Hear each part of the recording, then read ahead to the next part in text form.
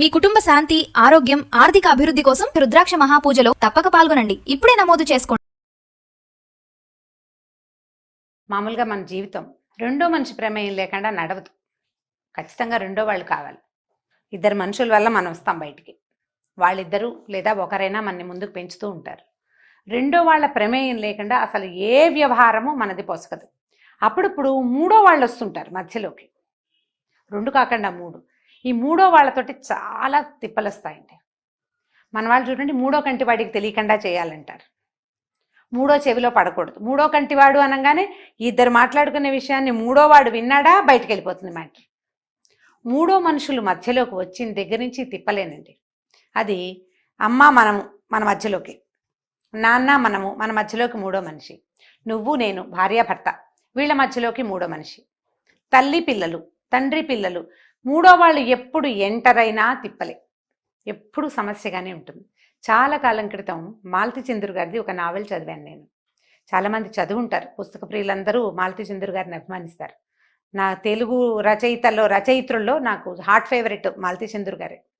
ఆవిడ పుస్తకాలు చదివి చాలా ప్రపంచాన్ని తెలుసుకున్నాను నేనని అనిపిస్తుంది నాకు. ఆ పుస్తకం పేరు ఆలోచించు. ఒక భార్యాభర్త ఉంటారు కథలో. వాళ్ళు ప్రేమించి పెళ్లి చేసుకుంటారు. మొదట్లో ఒకళ్ళతో ఒకళ్ళు చాలా అన్యోన్యంగా చాలా ప్రేమగా ఉంటారు. క్రమంగా అతను ఒక సంపాదన మీద ఆసక్తి పెరుగుతుంది ఆయనకి. వ్యక్తిగతంగా మంచివాడే, కాకపోతే అతను సంపాదన వైపుకు పరిగెడతాడు. ఆవిడ కొంచెం వెనక్కి తీస్తుంది, తనకి ఉన్నది చాలు ఇలా ఉండాలని భావిస్తుంది. కానీ ఆయన్ని ఒప్పించలేకపోతుంది. అతను కొంచెం బలమైన మనస్తత్వం కలిగిన వాడు. అతను ముందుకు పరిగెడుతూ ఉంటాడు. ఈ పరిగెత్తే క్రమంలో ఆయన బిజినెస్ బాగా ఇంప్రూవ్ చేస్తాడు. ఏ బిజినెస్ అది అంత జ్ఞాపకం లేదు, కథ అవుట్ ఫ్రేమ్ చెప్తున్నాను నేను. క్రమంగా అతనికి తన సెక్రటరీ తోటి స్నేహం ఏర్పడుతుంది. యాక్చువల్గా దాని స్నేహం అంటానికి లేదు, అతని స్నేహము ప్రేమ అన్ని భార్యతోటే ఉన్నాయి. సెక్రటరీ తోటి బాంధవ్యం, ఒక సంబంధం ఏర్పడుతుంది. కొంతకాలానికి అమ్మాయి ప్రెగ్నెంట్ అవుతుంది. అది మిసెస్కి తెలుస్తుంది. ఆమె దాన్ని హ్యాండిల్ చేయటానికి ఆవిడ పడిన స్ట్రగుల్ ఎంత అత్యద్భుతంగా రాశారో. ఆమె చాలా కష్టపడుతుంది ఈ మూడో మనిషిని తమ నుంచి పక్కకి తీయటానికి. తర్వాత ఆవిడ అర్థమవుతుంది, కొత్తగా వచ్చిన మూడో మనిషి కాదు, ఈ వ్యక్తే మూడో మనిషిగా మారిపోయాడు తన భర్తే. అతనిలో ఉన్న రెండో ప్రవృత్తే దీనికి కారణమైంది. మగవాళ్ళు కొంతకాలం అయిన తర్వాత మారతారు సంపాదనల వల్ల.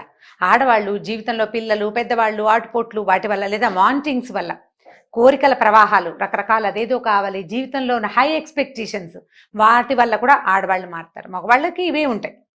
ఈ రకాలలో మూడో వ్యక్తిగా అతనే మారిపోయాడని, ఆ అమ్మాయి ఏ రకంగానూ తన జీవితానికి అడ్డం కాదని ఆవిడ తెలుసుకుంటుంది.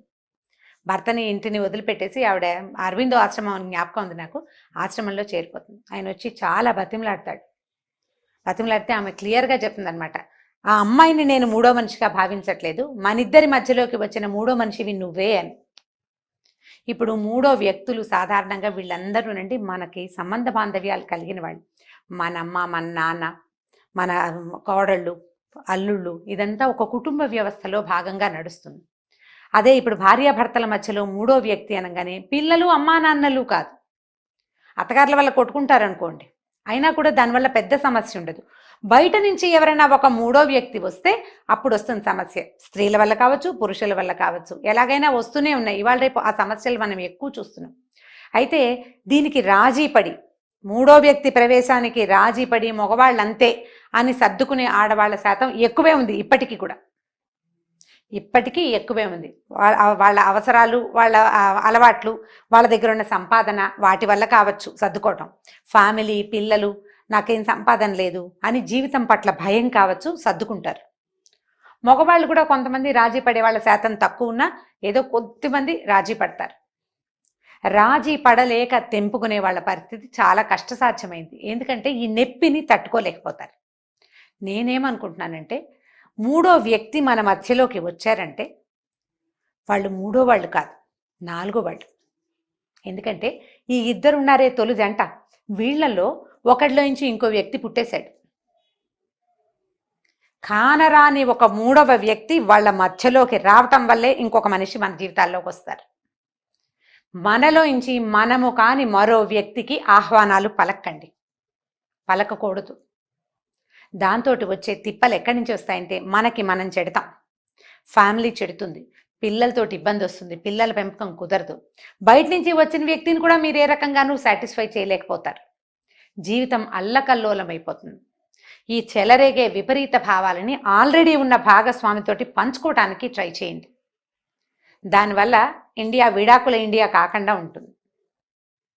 దీన్ని సర్దుకునే వాళ్ళు లేరా? ఉన్నారు వాళ్ళంతమంది. 2-3 భార్యలుండా ఉన్న భర్తలతోటి సజావుగా తాపీగా నిదానంగా మాట్లాడకుండా నోరు తెరవకుండా కాపురం చేసే వాళ్ళు ఇంట్లో ఏదో కొట్టుకు చచ్చినా బయట ప్రపంచానికి తెలియదు. కానీ ఎంత స్ట్రగుల్, ఎంత నొప్పి సహిస్తూ ఉంటారండి. ఆ ప్రెషర్ తట్టుకోలేక ఎన్ని రకాల అనారోగ్యాలు వస్తాయో. వాళ్ళ పిల్లల మీద ఈ ప్రభావం అంతా పడుతుందా? హేట్రిట్ మొదలవుతుంది. ద్రోహ చింతన వల్ల వచ్చేది ఈ హేట్రిట్. అయిష్టం తండ్రంటే, లేదా తల్లంటే అయిష్టం, మనుషులంటే అయిష్టం, ప్రపంచం పట్ల ద్వేషం, అలాంటివి వచ్చేస్తాయి. అవి రాకుండా ఉండాలంటే మనలో మూడో వ్యక్తిని పెరగనివ్వకూడదు. ఇద్దరిలో ఇద్దరే ఉండాలి. మూడో వ్యక్తి మన మధ్యలోకి రాకూడదంటే మనలోంచి రెండో అంటే ద్వంద్వ ప్రవృత్తిని బయటపడనివ్వకూడదు. దానికి ప్రయత్నం చేయాలి. ఇదివరకు కొంచెం మగవాళ్ళ శాతం చాలా ఉండేది, ఇప్పుడు ఆడవాళ్ళ శాతం కూడా కనిపిస్తుంది. దీని మీద మరణాలు, ఆత్మహత్యలు, హత్యలు, రకరకాల దారుణాలకి దారితీస్తున్నాయి ఇవి. ఈ విపరీత ప్రవృత్తి ఎక్కడొస్తుంది? మన దగ్గర ఏది ఉందో దాంతో సర్దుకోలేకపోవటం వల్ల, మొదటే సరిగ్గా సెలెక్ట్ చేసుకోలేకపోవటం వల్ల, సెలెక్ట్ చేసుకుని దాని మీద నిలబడలేకపోవటం వల్ల, మనం దేంతోటి ఉన్నామో దాంతో సాటిస్ఫై అవ్వకపోవటం వల్ల, జీవితం మీద చాలా గ్రేట్ ఎక్స్పెక్టేషన్స్ ఉండటం వల్ల. ఇప్పుడు నీకు గ్రేట్ ఎక్స్పెక్టేషన్స్ ఉన్నాయి, ఎందుకు సజావుగా మనం సెపరేట్ అయ్యి మన దారిని మనం ఇంకో కొత్త అడుగు వేయడానికి అవకాశాలు ఉన్నాయి కదా. తప్పటడుగులు ఎందుకు వేయాలి? మనం ప్లెయిన్గా వేయి. నువ్వు ఇది చేయదలుచుకుంటే సాదాగా అడుగులు వేయటానికి ట్రై చేయండి. మీరు వేసిన తప్పటడుగులు, పెద్దవాళ్ళు వేసిన తప్పటడుగులు తర్వాత తరాలకి గోతులైపోతాయి, అడుగులుగా ఉండవు. మీరు ఒకటి వేస్తే అధపాతాళానికి వెళ్ళిపోవటమే. వాళ్ళకి ప్రపంచం పట్లే అయిష్టం ఏర్పడుతుంది. ఎవరితోటి వాళ్ళు సజావుగా ఉండలేకపోతారు. తల్లిదండ్రుల ఎక్స్ట్రా మ్యారిటల్ అఫైర్స్ కానీ, ఇంట్లో అలాంటివి ఏమైనా జరిగితే, లేదా వేరే వేరే పెళ్ళిళ్ళు కానీ సమాజం పట్ల అభద్రతాభావాన్ని కలిగిస్తాయి. ఇది ఇప్పుడు పై లెవెల్ వాళ్ళకి మనం చెప్పలేమండి. మామూలు సాధారణ మధ్యతరగతి జీవులకి, కొంచెం పైన కింద ఉండే జీవులకే ఈ సమాచారం. ఎంత అభద్రతాభావం అంటే బతుకు పట్ల భయాన్ని కలిగిస్తాం మనం. మనకేం హక్కు ఉంది? మనకు హక్కులు ఉన్నాయా? మన పిల్లల్ని తాలూకు భయాలకి కారణం అయ్యే హక్కు ఉందా మనకి? మనం ఏం చేయగలం? మన నుంచి ఒక జీవి ప్రపంచానికి పరిచయం అయితే వాడికి మంచి బంగారు భవిష్యత్తునివ్వాలి, చక్కగా హాయిగా స్థిమితంగా ఉండే అవకాశాన్ని ఇవ్వాలి. వాళ్ళ జీవితాలని కాలరాసే హక్కు ఇవ్వలేదు భగవంతుడు మనకి. వాడిని బాగా చేయాలి. మనం బాగా చేయాలంటే నువ్వు లక్షల కోట్లు ఇవ్వకపోతే పీడాపోయేరే. ఈ జీవితం పట్ల భయం కలిగిస్తే ఎట్లా కుదురుతుంది? భయాలు కలిగించకూడదు. కాబట్టి మనలోంచి ఉద్భవించే కొత్త మనుషుల్ని సర్ప్రైజ్ చేయండి. మీకు అలాంటి భావజాలం కలిగితే ఫ్రెండ్స్ తోటి మాట్లాడుకోండి, కజిన్స్ తోటి మాట్లాడండి, దాన్ని తగ్గించుకోండి. తప్పటడుగులు వేసి తర్వాత తరాల వాళ్ళు పూడ్చుకోలేని గోతులుగా వాటిని తయారు చేయబోకండి. ఎప్పుడూ థర్డ్ పర్సన్ని ఇద్దరి మధ్యలోకి రానివ్వద్దు. బయట నుంచి కాదు, లోపల నుంచి అంతర్ముఖమైన మనుషుల్ని రానివ్వకూడదు. నేను ఇలా ఉండలేనండి, అబ్బాయి నాకు అదేదో కావాలి అంటే బిందాస్గా ఓపెన్గా చేసేయచ్చు.